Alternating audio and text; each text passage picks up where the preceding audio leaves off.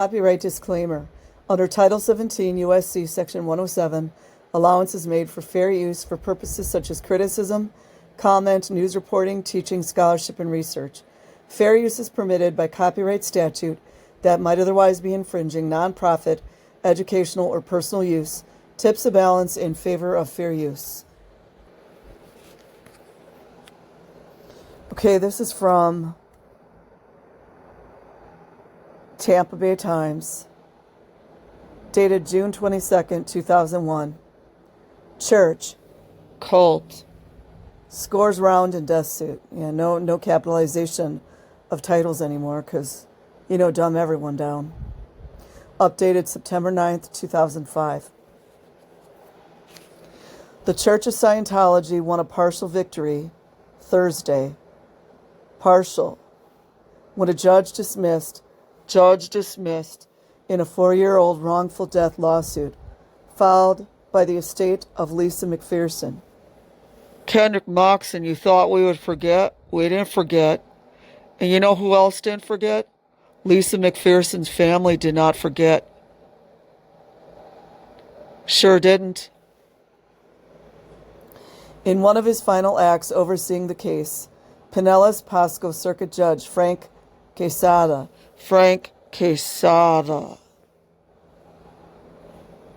dismissed the count, alleging that McPherson was falsely imprisoned. Let me read that again. Also, this warrants a little research. Circuit Judge Frank Quesada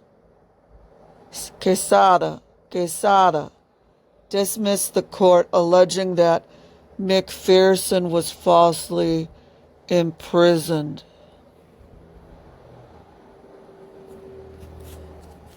Ken Dondar, the lawyer representing the McPherson estate, argued that McPherson was psychotic and incapable of giving her consent when she was taken by members.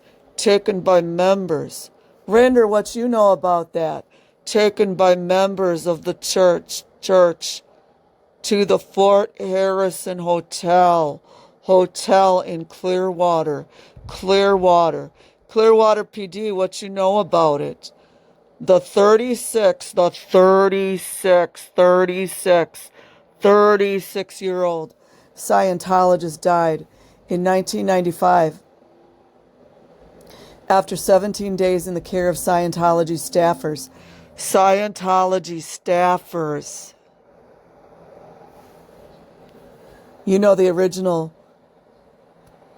The original reason for death was severe dehydration and starvation. And then under pressure, this is all on the record, under pressure, the coroner changed the report. Shortly thereafter, she quit. Just go look it up. It's all on public record.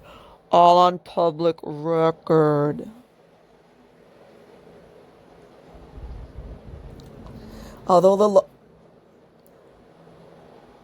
lawsuit has yet to make it before a jury, Quesada on Thursday granted a motion to dismiss the false imprisonment count.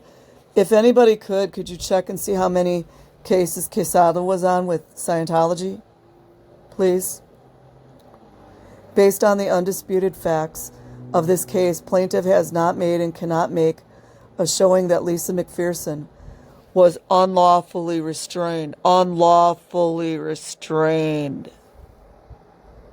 She was just locked up in a room against her will by the defendants. You thought we would forget, huh, Moxon? We didn't forget. Quesada wrote in his 49-page opinion. You guys ask yourself, why would they list the number? I don't know what 49 means, but you know it's a code.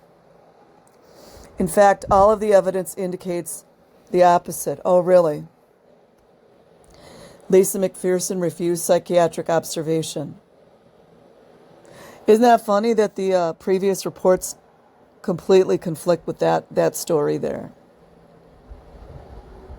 Just go look at the records. Or admission at the hospital. At the hospital. She expressly stated her desire to receive the religious care. Huh, really? Is that why her initial cause of death was listed as starvation and severe dehydration? It's on the record. Ain't nothing you could do to me. It's on the public record. Facts ain't defamation. She expressly stated her desire to receive the religious care and assistance from her fellow congregants that she and they wanted her to have. Yeah, funny how none of them ever spoke out against it, huh? Smells like a cover-up to me, and that's my opinion. Moreover, McPherson exhibited bizarre and psychotic behavior. Yeah, that's usually an indication to take her to a mental health facility. Yeah. There is no competent evidence that Lisa McPherson demanded to be released and was unlawfully restrained from leaving, Quesada wrote. How did you come to that deduction, Quesada, since you weren't there? Huh? Huh? Church spokesman Ben Shaw called it the most significant ruling in the case to date. Cha-ching, cha-ching, ching, ching. By the way, Clearwater PD were all over that one too. I believe it was Slaughter that was in the chief at that point. Yeah, Lisa was a very dedicated member of the church. Yeah, she was OT 8. Guess it didn't work for her, huh? When she started realizing she had all these thetans on her and she had a psychotic break. Yeah. And people were doing their best to help her, Shaw said. Really, Ben Shaw, do tell. Please explain to us how they were trying to help her. When they drove past, 3 hospitals before she was pronounced dead? It's on the record.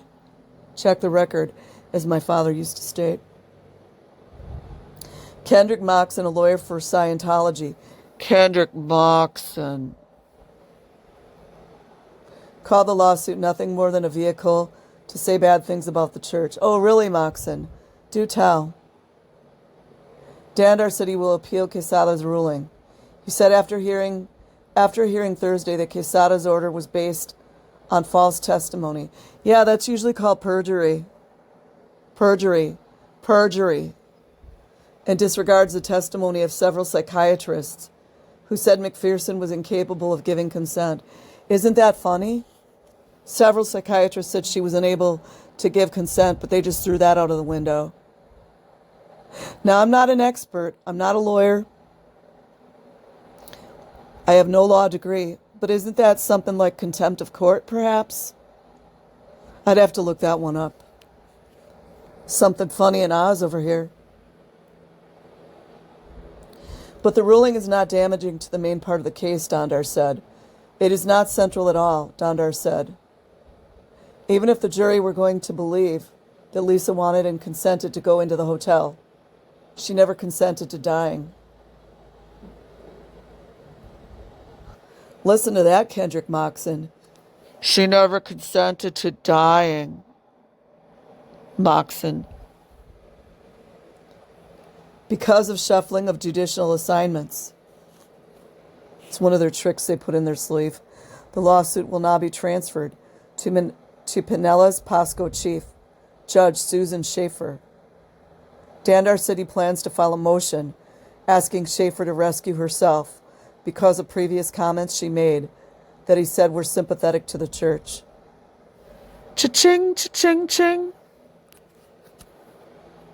Wouldn't it be nice to go look at Judge Susan Schaefer's record with Scientology? Inquiring minds do want to know, Judge Susan Schaefer, if you're still in the land of the living. That's it.